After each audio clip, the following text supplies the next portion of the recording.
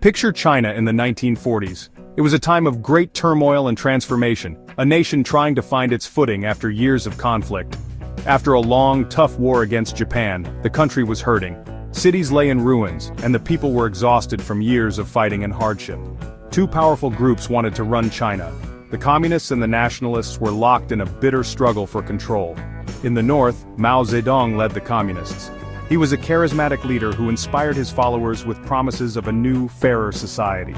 They wanted to give land to the poor farmers and make everyone equal. This idea resonated deeply with the rural population, who had long suffered under the old system. These farmers had fought alongside the communists and were tough fighters. They were determined to see their vision of China come to life. In the south, Chiang Kai-shek led the Nationalists. He was a seasoned military leader with a strong sense of duty and a vision for a modern China. The United States supported them, and they controlled the cities and factories. This gave them access to resources and international backing. This wasn't just a fight about who was in charge. It was a clash of ideologies, a battle between two very different visions for China's future. It was a fight about different ideas, a fight for the future of China.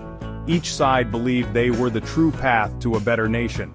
By 1948, things were changing. The balance of power was shifting, and the stakes were higher than ever. Mao's army was getting stronger, winning battles in the north. Their momentum seemed unstoppable as they pushed forward. Chiang Kai-shek's nationalists, with problems like corruption and low morale, were losing ground. Their once formidable forces were now struggling to hold their positions. Everything was pointing to a big showdown. The tension was palpable as both sides prepared for what would be a decisive battle. The Huai Hai campaign, which started in November 1948, would be one of the biggest and saddest battles ever. It was a turning point that would shape the future of China. Over 1 million soldiers would fight across a huge area of eastern China. The scale of the conflict was unprecedented, with massive human and material costs. Whoever won this fight would control China, and the world would feel the effects for many years to come. The outcome would not only determine the fate of a nation, but also influence global politics for decades. Mao's communists were experts at guerrilla warfare, a strategy that allowed them to outmaneuver their enemies. They fought in small, fast-moving groups, attacking the enemy where they were weak, and then disappearing into the landscape. They lived among the regular people, getting food and information from them, which made them hard to track. Because they were close to the people and never gave up, they were very strong and resilient. The Nationalists struggled to keep up with this unconventional warfare. Their army was trained for big battles, not this kind of hit-and-run fighting. They controlled the cities, but the countryside, where most people lived, was slipping away from their grasp. As the Communists got stronger, the Nationalists were spread too thin, unable to defend all fronts effectively. Getting supplies to their troops became difficult, and their soldiers started losing hope and morale. Chiang Kai-shek, who used to be seen as a strong leader, was losing touch with what was happening on the ground. Mao, a very smart and strategic leader, saw his chance to turn the tide in his favor. The Huai Hai campaign was brilliantly planned. Mao's plan was simple: surround the enemy and destroy them. He would use his larger army to trap the Nationalists and cut off their supplies, forcing them to give up. The campaign started in early November 1948, with attacks on many nationalist positions. The Communists first went after the 7th Army, one of Chiang Kai-shek's best. They trapped the 7th Army near Suzhou, cutting them off from help and supplies. With the 7th Army trapped, Mao looked south. He ordered his troops to take Suzhou, an important city for transportation.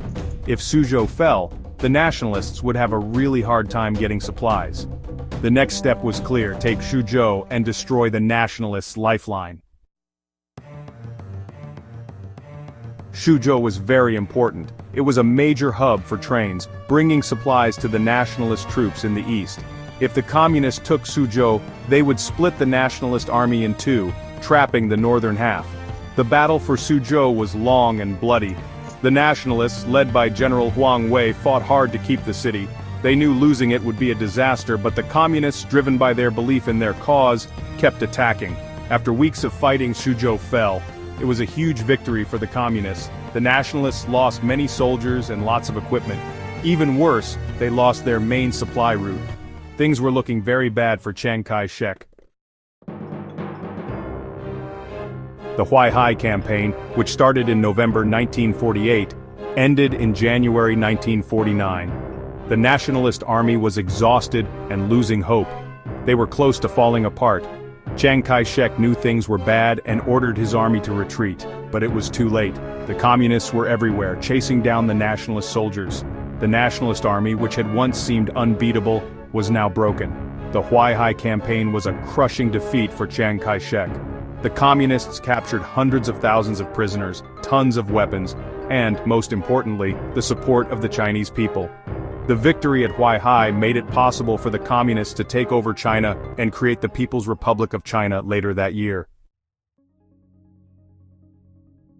The Battle of Huai Hai was one of the most important battles of the 1900s, a pivotal moment that shaped the future of China. It changed the Chinese Civil War, ending the nationalist government and starting a new chapter for China, one that would redefine its political landscape. Many soldiers on both sides died in the battle, their sacrifices marking a turning point in history. The impact of Huai Hai went far beyond the fighting, affecting the lives of millions and altering the course of the nation. It made Mao Zedong the clear leader of China, and led to the communist revolution that changed the country, setting the stage for decades of transformation. The battle also changed things around the world, shifting power in Asia and affecting the Cold War between the United States and the Soviet Union, influencing global politics. Today, Huai Hai reminds us of the terrible cost of war and the powerful influence of ideas, serving as a solemn reminder of the past. It shows how brave and strong the Chinese people were, fighting for years to create a new future for their country, demonstrating resilience and determination.